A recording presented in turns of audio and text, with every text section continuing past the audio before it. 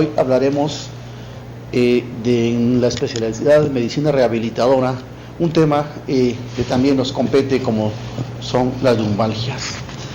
Las lumbalgias pues es uno de los padecimientos más frecuentes y se define como un dolor localizado entre el borde inferior de las últimas costillas y el pliegue inferior de la zona glútea, con o sin irradiación a las piernas. Bueno, precisamente esa es nuestra introducción, pero hemos invitado a la doctora Bricia Cruz Matus, especialista en medicina rehabilitadora, quien será ella que se encargue de decirnos qué pasa con las lumbalgias, qué son las lumbalgias, qué se puede hacer. Doctora Bricia, bienvenida una vez más acá a su casa Telemedicina, para que usted nos explique este importante tema. Claro. Adelante, por favor. Muchas gracias nuevamente, agradezco la invitación. El tema de lumbalgia es el coco, yo les podría decir, de la consulta de medicina general, de ortopedia, de rehabilitación incluso. Durante la práctica hospitalaria, de 10 pacientes generalmente, por lo menos 5 vienen con dolor de espalda, lo que significa unos altos costos, porque significan días de incapacidad, significan medicamentos, tratamientos prolongados, y en muchos casos significa limitación funcional hacia el trabajo y hacia las actividades de la vida diaria. Entonces, esa es la importancia de aprender a manejar el problema de lumbalgia. Pues, como lo mencioné, el dolor de espalda está demostrado que el 90% de la población en el mundo va a tener lumbalgia alguna vez en la vida. El dolor de espalda se puede presentar por múltiples razones, ¿sí? En todas las edades inclusive. Generalmente en los niños o en los adolescentes puede presentarse el dolor de espalda por la forma en que está cargando la mochila, el peso que tiene la mochila, ¿sí? Previa a eso, generalmente los niños pueden tener a lo mejor pies planos, a lo mejor un acortamiento de las extremidades, a lo mejor está aumentado de peso y tiene una pancita, está gordito y eso está aumentando la curvatura y le va a generar dolor. En las personas, sobre todo en edad productiva, entre sus 20 y 40 años, el tipo de trabajo es el que puede incrementar también el dolor en bajo de espalda, y según hay los cambios, además en cambios degenerativos en la columna, que le puede provocar al adulto mayor, 60 años, 65, un deterioro importante en su condición, no solamente del hueso, sino en toda su condición funcional, y eso le puede presentar dolor, le puede dar dolor bajo de espalda, ¿sí? ¿Cuáles son los factores de riesgo? Factores de riesgo principalmente es sedentarismo, es el exceso de peso, es la actividad, el tipo de trabajo que nuestro paciente puede hacer, ¿sí?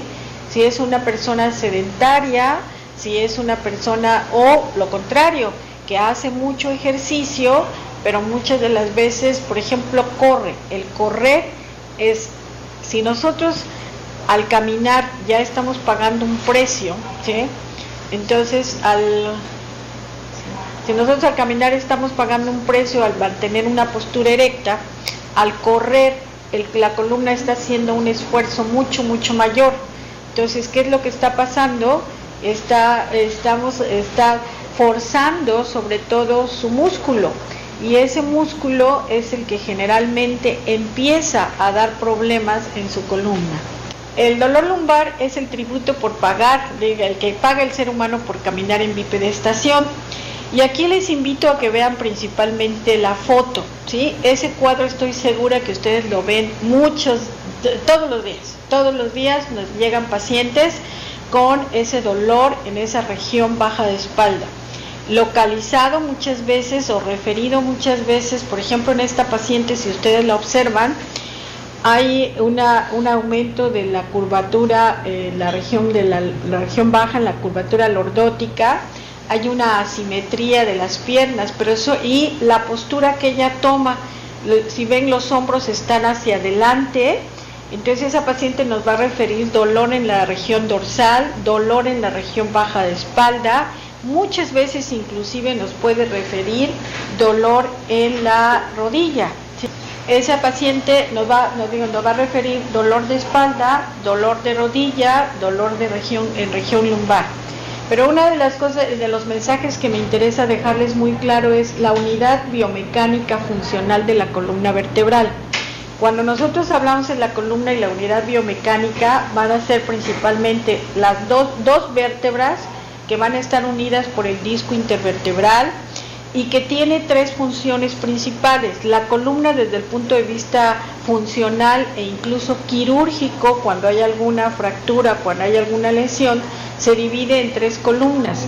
En la parte anterior, la función de la columna es de carga y también de amortiguación. Ese es el papel que va a hacer el disco intervertebral. En la parte media, del medio, la función de la columna viene siendo la protección de la médula espinal y de la raíz y la salida de las raíces de los nervios periféricos. Y en la parte posterior es donde realmente se va a llevar a cabo el movimiento de la columna a través de las facetas articulares. Por eso, con los cambios con la edad, principalmente lo que nos refieren o donde se presenta mayor problema son en las artrosis o en las facetas que van a producirle una artrosis, ¿sí? Como lo mencioné, se ha demostrado que el 90% de la población mundial padece un cuadro de lumbalgia en alguna etapa de la vida. Lo más frecuente entre los 18 y 64 años es el 80% de las personas cursa con lumbalgia y es el primer motivo de consulta, y también es mucho más frecuente en las mujeres.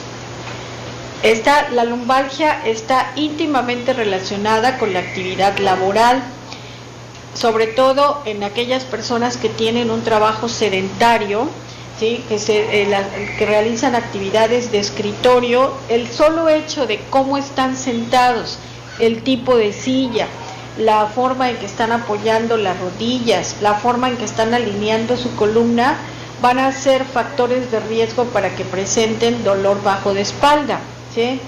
Los conductores de vehículos, los taxistas, los conductores de autobuses, por la vibración constante que se está llevando al estar manejando, eso también les va a generar un deterioro principalmente en el hueso.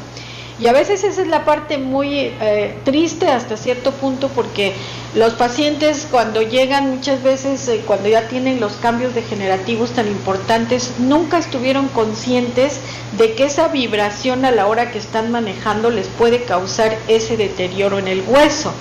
Y entonces ellos dicen, bueno, si yo tengo 30 años de estar haciendo lo mismo y ahorita me está empezando a dar guerra. Sí, porque esto es una situación que se va dando poco a poco. El músculo va tomando posturas antálgicas que no se da cuenta. ¿Por qué? Porque está sentado y y esa vibración al final de cuentas lo que le va a generar ahí sí daño en el hueso. El mantenerse en una misma posición por tiempos prolongados también es un factor de riesgo importante, como aquellos trabajadores que van a estar cargando. Los que son estibadores muchas veces no se preparan para realizar el tipo de trabajo de cargar pesado, ¿sí? A veces lo están cargando sacos de 50 kilos, de más de 50 kilos, y eso es un trabajo pesado, pero no están preparadas las piernas, el abdomen, los brazos para hacer ese tipo de trabajo, y tarde que temprano terminan con dolor bajo de espalda cuando bien les va, porque sobre todo los estibadores son de los que se van a afectar, se van a producir más comúnmente las hernias de disco. Más factores de riesgo van a ser definitivamente la edad, les decía, en los jóvenes por las actividades deportivas, recreativas, y en los adultos por el tipo de trabajo que hacen. Las mujeres es el sexo que tiene más predisposición a presentar la lumbalgia. La ocupación es un factor de riesgo importante, pero ya yéndonos a los factores biomecánicos directamente, que es importante que como médicos nosotros estemos conscientes y revisemos, es a la hora de explorar en esta foto y está tomada así y expuesta con toda la intención para que vean la asimetría que hay entre las piernas. Ahí hay una pierna más larga que la otra, la falta de fuerza muscular, la insuficiencia muscular. O sea, aquí tiene las rodillas están en varo, el tobillo, sobre todo el izquierdo, como está desviado el talón, el pie plano, la hipotrofia que tienen los músculos en isquiotibiales, y si alcanzan a ver los aductores de cadera, cómo se ven acortados, la asimetría que tiene a nivel de los pliegues grasos en la cintura. Ahí hay una hiperlordosis, ahí pueden buscar una escoliosis y con riesgo en esta paciente a presentar hasta una espondilolisis y una espondilolistesis. ¿Qué cosa es eso? Es un desplazamiento de la vértebra hacia adelante que le va a provocar también una elongación de las raíces nerviosas, y eso va a justificar, además del dolor, la disminución de la fuerza muscular, la hipotrofia muscular y sobre todo las alteraciones en la sensibilidad que les pueden referir los pacientes. Cuando los pacientes les refieren alteraciones en la fuerza, alteraciones en la sensibilidad en una sola extremidad, tenemos que buscar siempre en las piernas, sobre todo que sea por dermatomas, cuando se está refiriendo a una afectación radicular. Cuando los pacientes les refieran esos síntomas en las dos extremidades, y sobre todo si el paciente ya tiene más de 60-65 años, hay que pensar en que puede estar haciendo no una lumbalgia común y corriente, puede estar haciendo un canal lumbar estrecho, y eso le va a generar alteraciones no solamente en la movilidad o en la funcionalidad de las piernas, sino que también les puede provocar alteraciones a nivel de vejiga, a nivel de intestino. O sea, es un paciente que puede tener estreñimiento, puede tener falta de control de vejiga, ¿sí? Infecciones urinarias frecuentes. Okay. Pero también las alteraciones posturales, ¿sí? Si ustedes ven la figura de última a la derecha, donde está el dedo hacia arriba, o sea, nosotros estamos preparados mecánicamente para que haya un equilibrio en la fuerza muscular, bien alineados, y la fuerza muscular de los músculos, la fuerza muscular de adelante debe ser igual que la fuerza de atrás. Y aquí, ¿qué músculos van a hacer más esfuerzo? Pectorales, los músculos de cintura escapular y el trapecio a nivel de cuello, los abdomen. Si nosotros tenemos una buena fuerza abdominal, lo va a compensar con la fuerza de los glúteos, la fuerza de cuádriceps y la fuerza de los isquiotibiales. Pero como la mayoría no hacemos ejercicio, la mayoría tiene una insuficiencia muscular, pues ustedes pueden identificar las diferentes alteraciones de postura que se presentan frecuentemente, ¿sí? Entre más aumente la lordosis, por ejemplo, en la figura de la izquierda, la segunda, viniendo de la izquierda hacia la derecha, ahí tiene hiperlordosis, ahí está haciendo acortamiento de los músculos flexores de cadera, está hiperextendiendo la rodilla. En la figura de en medio ustedes pueden ver una anteproyección de los hombros, un acortamiento de los músculos de cuello, los músculos anteriores. Ese paciente les va a referir dolor en región dorsal, dolor en región lumbar, dolor en rodilla muchas veces, y eso les enfatizo mucho porque a veces los pacientes se van a quejar por dolor de rodilla y a veces terminan operados de rodilla y el problema no es rodilla, sino que el problema es columna por la forma en que están alineando. Pero también a mucha gente a la que no le gusta su trabajo. La identificación con el trabajo está demostrado que tiene mucho que ver con la lumbalgia, y a veces o el trabajo es pesado o también el trabajo no le satisface y está en una tensión, está en estrés, y eso contribuye al espasmo muscular ya que se presenta el dolor. Y si a eso le agregamos ansiedad, depresión, abandono, todo eso incrementa en tomar posturas antálgicas en posturas como la de en medio, y es un círculo vicioso. Por eso el dolor de espalda es muy difícil de tratar a veces cuando no estamos conscientes de todos esos factores de riesgo. Pero también tenemos que considerar que la lumbalgia no solamente es por alteraciones mecánicas, también tiene muchas causas genéticas, metabólicas, pero una de las más frecuentes, y sobre todo con la edad, puede ser un dolor referido por un tumor.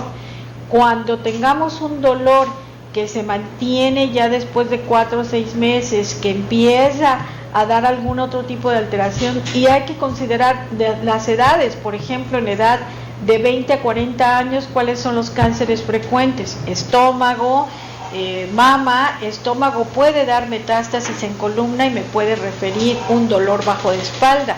Pero si el paciente tiene más de 65 años, el cáncer de próstata hace metástasis en columna, y muchas de las veces así debutan, con parestesias, con disminución de la fuerza muscular, incluso con parálisis, pero porque ya tienen metástasis en columna, ¿sí? Entonces, como les menciono, las causas pueden ser congénitas, ya sea por espina bífida, por una vértebra transicional que va a incrementar esa lordosis, por asimetría de los miembros pélvicos, pero también por un esguince lumbar, por fracturas de cuerpo vertebral, por causas infecciosas, la tuberculosis, la osteomielitis, la brucelosis. Hemos visto casos de brucelosis que prácticamente se come la vértebra y el disco intervertebral, y eso va a provocar obviamente alteraciones mecánicas y un cuadro generalizado muy severo. Lo subrayé mecanoposturales porque es lo que más frecuentemente vemos: hiperlordosis, escoliosis, la listesis, y muchas de ellas, si los pongo en negrito, la insuficiencia muscular secundaria a esa falta de fuerza muscular.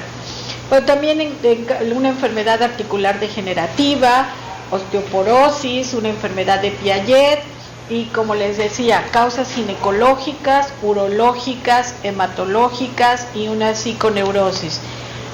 ¿Qué es lo que pasa al final de cuentas? O sea, primero, el dolor, debe quedar claro que el dolor bajo de espalda no solamente viene por alteraciones en la vértebra, puede venir por un proceso inflamatorio muscular, por el proceso inflamatorio en la fascia, por irritación de la raíz nerviosa, por daño del nervio periférico, por alteraciones en las facetas articulares, ¿sí? Todo eso puede provocar principalmente isquemia, edema, y eso va a generar un estímulo de las sustancias que pueden producir el dolor, como es la sustancia P. Y de ahí se viene una respuesta, una descarga de todas esas sustancias que nos van a provocar una respuesta protectora, y se establece un círculo vicioso. Me duele, no me muevo. Si me muevo, me duele, y como me duele, mejor no me muevo. Y todo eso lleva a una liberación de la histamina, de las radiquininas, de todo el proceso inflamatorio agudo, y después se van adaptando esos cambios, y al rato ya tenemos otro tipo de alteraciones secundarias, principalmente a la isquemia muscular. O sea, una de las cosas que me interesa es dejarles claro: los sitios de origen, insisto, no siempre es hueso.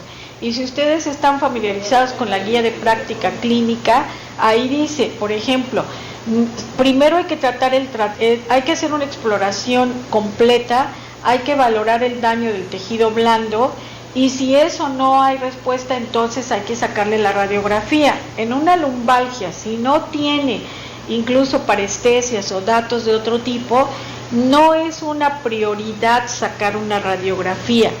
Hay que primero tratar el músculo, hay que tratar las fascias, hay que descartar una lesión nerviosa, ¿sí? En lo personal, yo generalmente la mayoría de los pacientes ya me llegan con los estudios solicitados, pero si no se les ha solicitado, primero exploro bien, lo trato, y una vez que ya está más relajado, entonces le saco una radiografía para confirmar lo que yo ya vi clínicamente, ¿sí? La mayor parte de los dolores bajo de espalda, si no tienen irradiaciones y si no tienen parestesia, sobre todo a nivel de las extremidades inferiores, lo más probable es que sea un problema de insuficiencia muscular. ¿Quiénes son los músculos que más van a sufrir? Los músculos antigravitatorios. Y entonces los paravertebrales, el trapecio, en este caso también el glúteo, ahí en esos puntos de dolor ahí, muchas veces se confunde, puede haber un síndrome piramidal por contracción del músculo piramidal que pudiese estar comprimiendo la salida del nervio ciático. Y nosotros muchas veces utilizamos, tiene ciatalgia o tiene lesión del ciático, pero en lo personal cuando hablan así yo digo, están hablando de María o de Juana o de Pedro, porque las causas son muy diferentes. Simula el dolor en glúteo, el dolor en aductores, el dolor en la parte anterior o lateral, o sea, donde el sitio de dolor lo tenemos que relacionar con la anatomía principalmente, con los dermatomas, para saber qué raíz puede estar irritada, realmente es una situación neurológica o solamente es una situación más muscular, más de biomecánica. De ahí la importancia de la historia clínica. ¿Qué signos y síntomas me refiere el paciente? El dolor es localizado, ¿sí? Primero, acuérdense que la intensidad del dolor es subjetiva y va a depender mucho de la personalidad del paciente, de los antecedentes, si es diabético, si no es diabético, si tiene sobrepeso, si tiene obesidad, si tiene alteraciones en la sensibilidad, si tiene alteraciones en la marcha, ¿sí? ¿Hacia dónde va el dolor? Cuando el dolor solo se localiza en la región baja de espalda, lo más probable es que sea muscular nada más. Cuando el dolor se irradia, ¿hacia dónde se irradia? Se irradia hacia la parte anterior de la pierna, puede ser una L2, L3, se irradia hacia la parte lateral de la pierna, puedo estar hablando de una irritación de L5, si se irradia hacia la parte baja de la pierna y posterior y la planta del pie, debo estar pensando en una irritación del E5 y C1, o sea, tengo que pensar en los dermatomas. También, ¿cuándo se inició el dolor? ¿Cómo se inició el dolor? ¿Con qué lo relaciona el paciente? ¿Qué hace que el dolor le aumente o le disminuya? Disminuye con el reposo, aumenta con el reposo, aumenta con la actividad física, o sea, todo eso me va a ayudar a entender el dolor y cómo ha evolucionado el dolor, con qué se le quita, con qué aumenta, qué incrementa, ¿sí? Pero insisto mucho en la exploración física y acuérdense que esto es lo más importante, o sea, principalmente valorar la postura. Nosotros le damos poca importancia como médicos a la valoración de la postura, pero la postura me está diciendo mucho.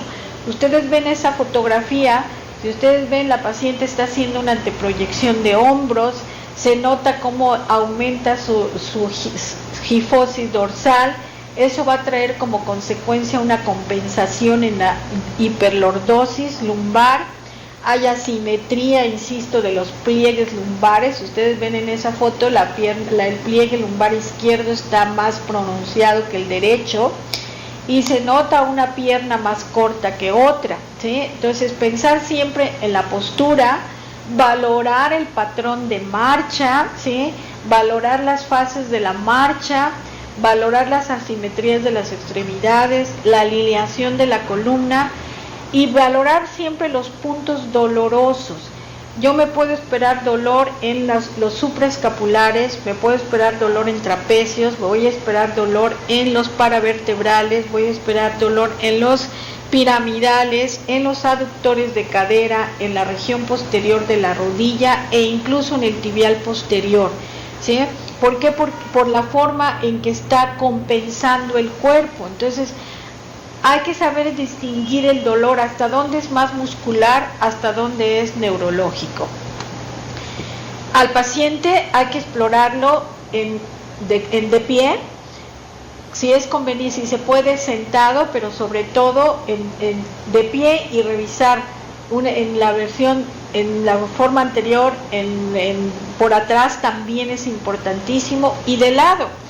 Pero para mí la forma más completa de revisarlo, sobre todo cuando yo estoy pensando en una lumbalgia, es el paciente en decúbito prono.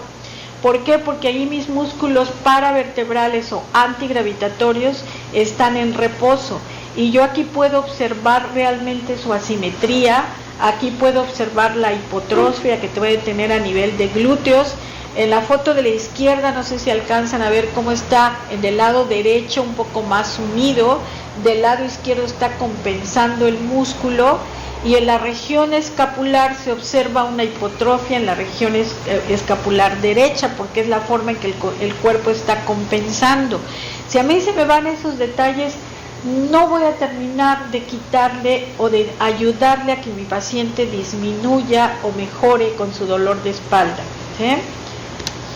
Entonces, tengo que revisar los arcos de movilidad en la columna y de las extremidades, brazos y piernas, o sea, qué tanto realiza bien la flexión de la columna, la extensión, la flexión de cadera, los movimientos de aducción de cadera, los movimientos de flexión y extensión de rodilla, porque insisto, muchas veces el dolor se refiere en rodilla, el problema es un acortamiento de isquiotibiales y eso va a llevar a que el dolor se refleje en el glúteo. Y nos vamos pensando en que tiene una radiculopatía y el problema es un acortamiento de la pierna. Entonces hay que revisar los arcos de movilidad, hay que revisar la fuerza muscular. No sé si recuerdan que la fuerza muscular hay una escala que se llama la escala de Daniels, en la cual tiene diferentes grados, 1, 2, 3, 4, 5. Cuando la fuerza muscular está en 1, cuando el músculo apenas se alcanza a ver alguna contracción, pero no puede levantarse en lo absoluto. En el grado 2 logra la contracción y se levanta un poco, hace mayor movimiento. Es hasta el grado 3 en que ya logra el arco de movilidad y ya para el grado 4 y grado 5 logra los arcos de movilidad completo y puede vencer en el grado 4 un poco de resistencia y en el grado 5 vence más resistencia. Una manera muy fácil de explorar la fuerza muscular es cuando ustedes le piden a su paciente que camine de puntas y de talón. Si el paciente está logrando bien la marcha de puntas y de talón, pues yo descarto ahí incluso un problema de radiculopatía y con eso me doy cuenta que mi paciente logra un 5 de fuerza muscular. La sensibilidad hay que explorarla por dermatomas. Hay que recordar en que debemos explorar los reflejos. Si los reflejos están aumentados, entonces debo pensar que hay un problema de médula. Si los reflejos están disminuidos, entonces puedo pensar que tengo un problema de nervio periférico, ¿sí? Y para confirmar que puede haber alguna irritación de una raíz nerviosa, debo manejar la maniobra de la C. Una vez que ya le empezamos a manejar y que, bueno, le voy a pedir una radiografía, ¿qué es lo que tengo que valorar en la radiografía? Igual, la alineación de la columna, cómo están las apófisis espinosas, qué tan alineadas estén, cómo están las apófisis transversas, el espacio entre cada una de las vértebras, la formación de los osteofitos. En la foto de la imagen de la izquierda ustedes ya pueden ver los osteofitos, que son como los picos, los famosos picos del oro que se ve en este caso en L2, si lo alcanzan. Aquí L2, L3 ya se ven los osteofitos, pero observen cómo está L5.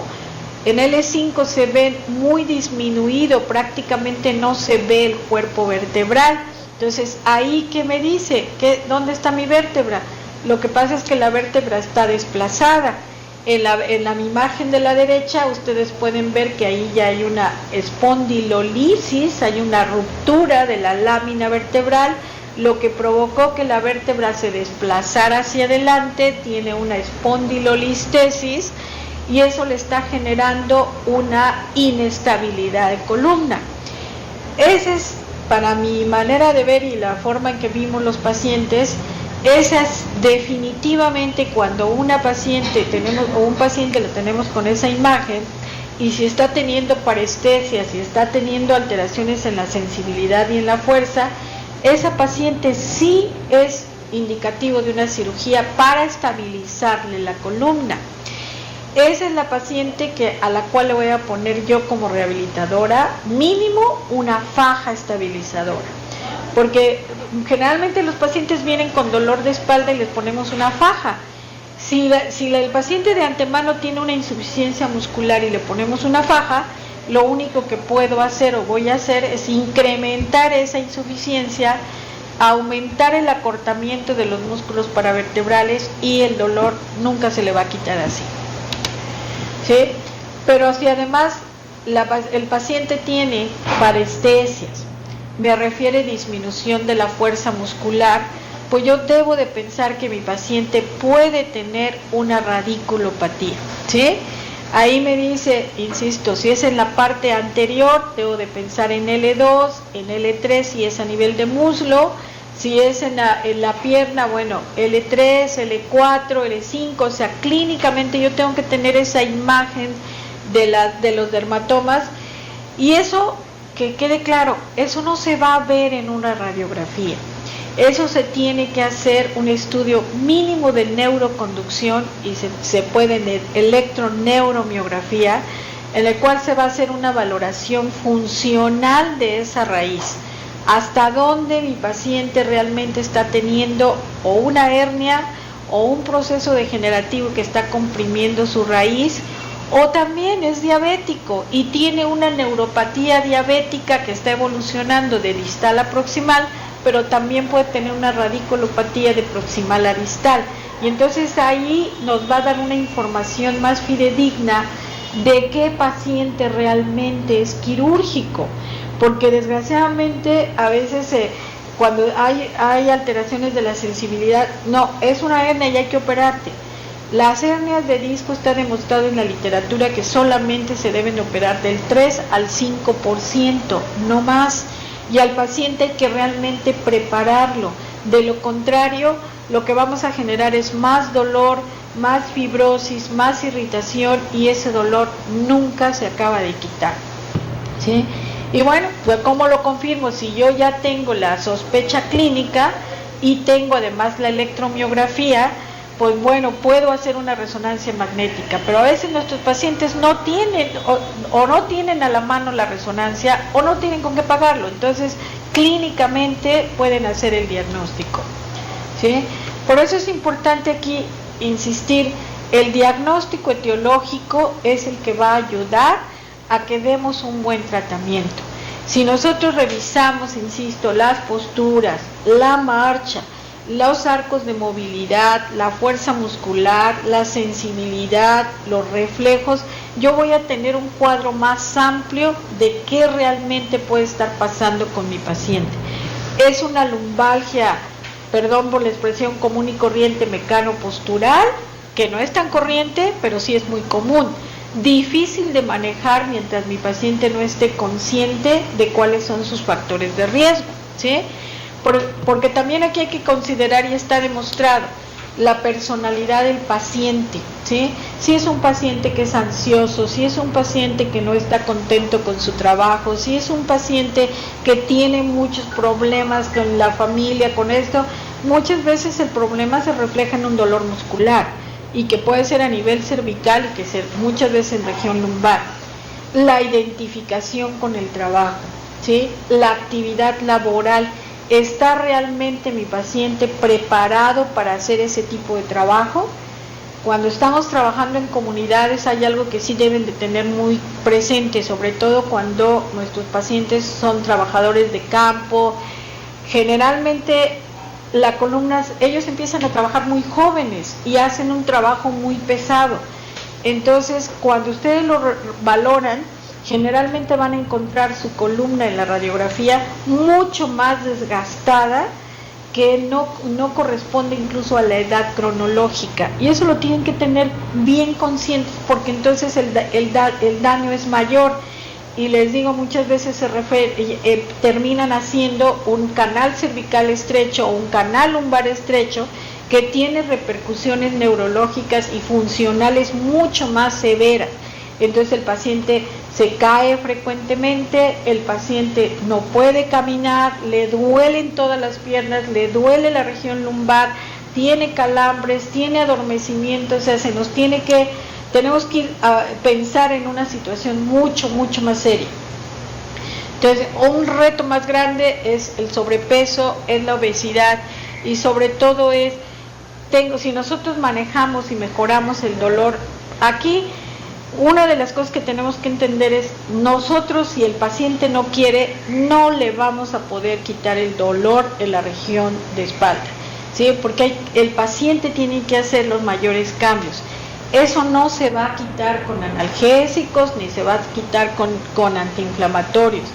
Sobre todo, lo que yo he vivido es, a nosotros nos llegan pacientes que ya llevan años con el dolor, años tomando antiinflamatorios, analgésicos, incluso ya han sido infiltrados, muchas de las veces ya operados, y el dolor en lugar de disminuir aumenta. Por eso, para evitar más recidivas o evitar recaídas, lo importante aquí es prevenir el daño. Después del primer cuadro agudo, ¿sí?, hay que entrenar, hay que enseñarle al paciente cómo va a manejar su dolor de espalda. Y por ejemplo, una de las cosas que yo he visto muy frecuentemente en hospitales es cuando el paciente llega a urgencia con el dolor de espalda, lo que le ponemos son bolsas de agua caliente, y eso en lugar de disminuir el dolor, va a aumentar el dolor, porque el calor va a provocar una vasodilatación y va a incrementar el edema. Entonces, en el músculo y en la etapa aguda, estoy hablando los 3 primeros días, a veces hasta los 5 primeros días, el calor no lo debemos utilizar, al contrario, se recomienda en un momento dado las compresas frías, que le va a ayudar a que el paciente no se edematice o no se limite mucho más, ¿sí? No es fácil, no es tan fácil de que el paciente lo acepte. Desde el punto de vista de rehabilitación, digo, a nosotros nos llega el paciente con lumbalgia que ya fue tratado por el médico general, que ya fue tratado por el médico familiar, que ya vio como 3 ortopedistas, que ya tiene 40 cajas de medicina, lo que quieran, diclofenaco, ibuprofen, lo que quieran de antiinflamatorio, los AINES que quieran, incluso antineuríticos, ya tuvo pregabalina, gabapentina, imipramina, lo que ustedes quieran, ¿sí? ¿Qué les ofrecemos nosotros? Y ustedes me van a decir, no, nosotros no tenemos servicios de rehabilitación en los hospitales, pero pueden ocupar los medios físicos. Cuando les llega en un proceso agudo, hay que utilizar compresas frías. Si ya es un proceso crónico, entonces sí le pongo calor, ¿sí? Pero sobre todo aquí lo más importante es el control de peso, la bajada de peso y el ejercicio terapéutico, ¿sí? Porque luego nosotros le decimos al paciente, vaya a hacer ejercicio, sí, pero ¿qué tipo de ejercicio va a hacer nuestro paciente? ¿Sí? Con que haga estiramientos hace una gran diferencia. Ahorita voy a dar imágenes de eso. Y la otra es higiene de columna, ¿sí? Enseñarle al paciente a que reconozca dónde está la causa de su dolor.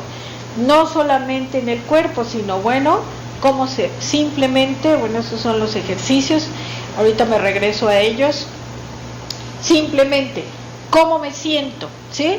Por ejemplo, este paciente está ayudando a sus piernas al tenerlas levantadas. Nosotros recomendamos que las rodillas siempre estén por arriba de cadera, pero observen cómo está su cuello. Él está haciendo una anteproyección de hombro.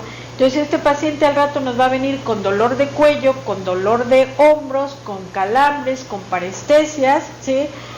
No necesariamente en las piernas, sino en los brazos.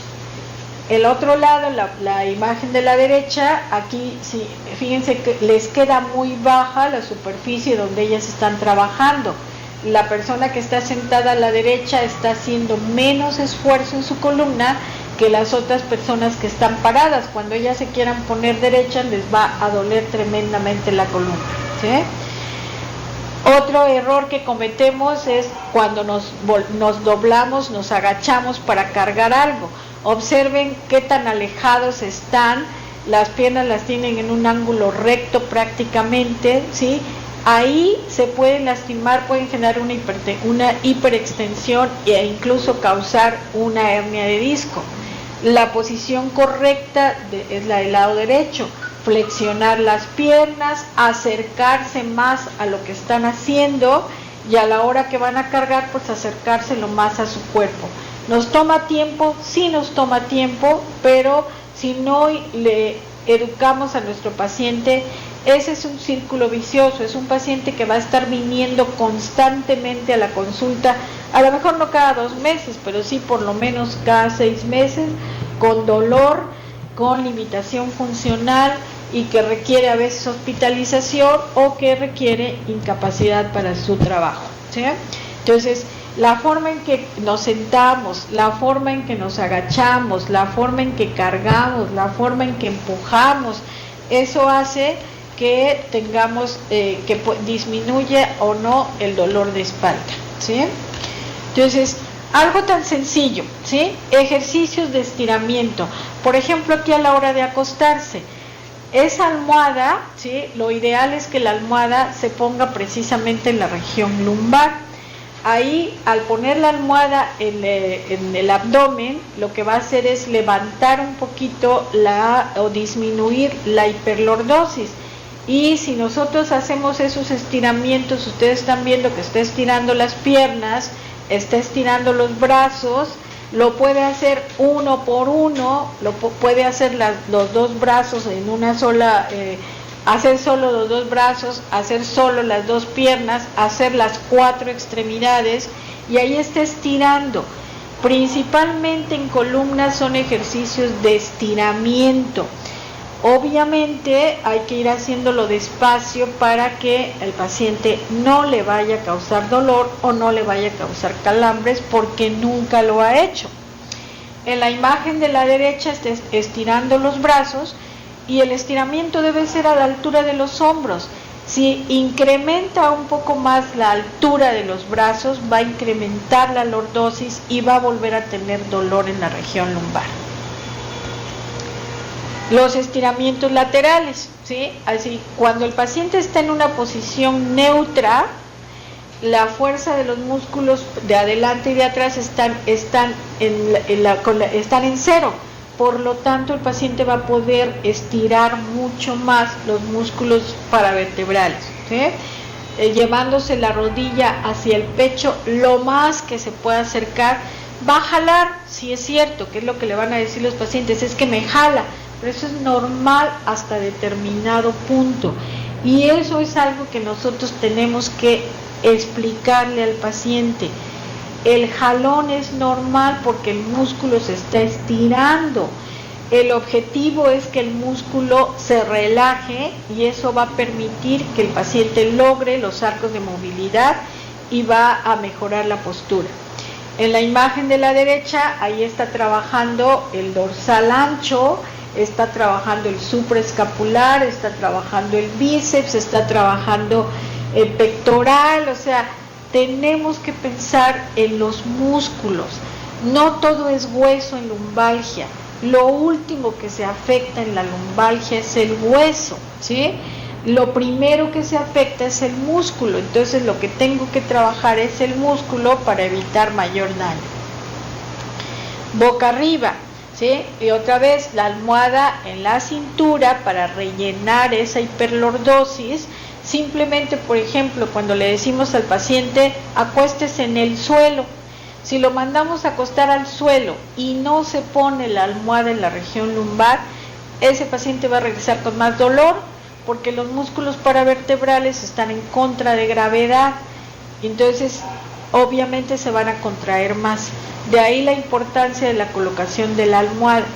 Y ahí lo que hay que llevar es la rodilla hacia el pecho para estirar los paravertebrales lumbares, para estirar parte del glúteo y para trabajar el cuádriceps, ¿sí? En la imagen de la derecha, ¿qué está haciendo la paciente? Está haciendo un ejercicio isométrico de abdomen.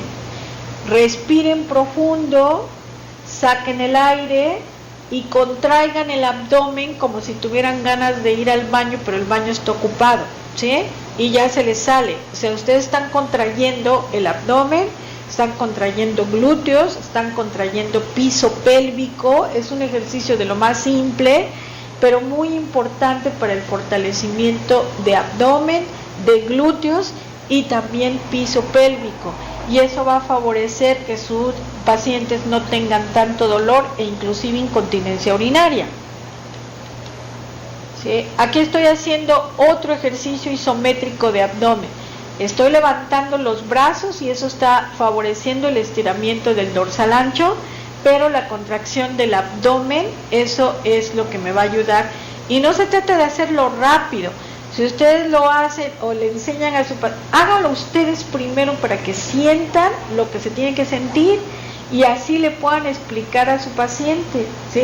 El ejercicio de la derecha se llama ejercicio de basculación pélvica y ahí lo que está haciendo es levantar la pelvis, hacer como un puente, y al hacer el puente va a contraer el abdomen, va a contraer glúteos, va a contraer cuádriceps, isquiotibiales, todos los músculos, va a ser una contracción isométrica, ¿sí?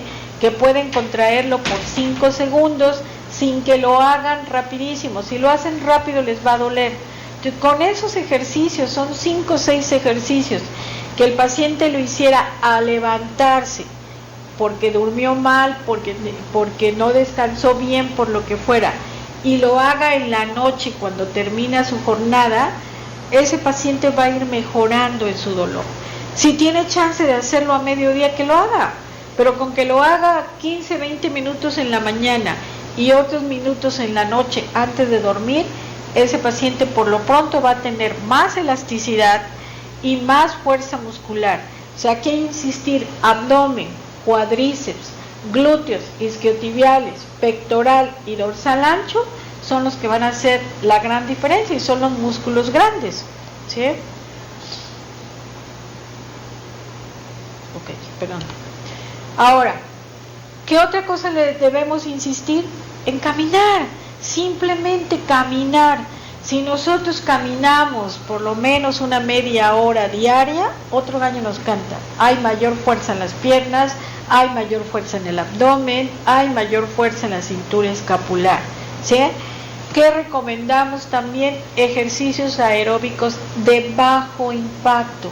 Los de alto impacto, personalmente zumba es lo que yo contraindico, ¿sí? ¿Por qué? Porque el paciente está haciendo, sobre todo si nuestros pacientes están excedidos de peso, si tienen hiperlordosis, generalmente sí sudan mucho, pero terminan lastimándose más la columna. La bicicleta le pueden aumentar la altura del asiento y eso va a permitir que el paciente haga un estiramiento de los músculos de la pierna, sobre todo los de atrás, y no va a forzar tanto el cuádriceps y eso también puede ayudar.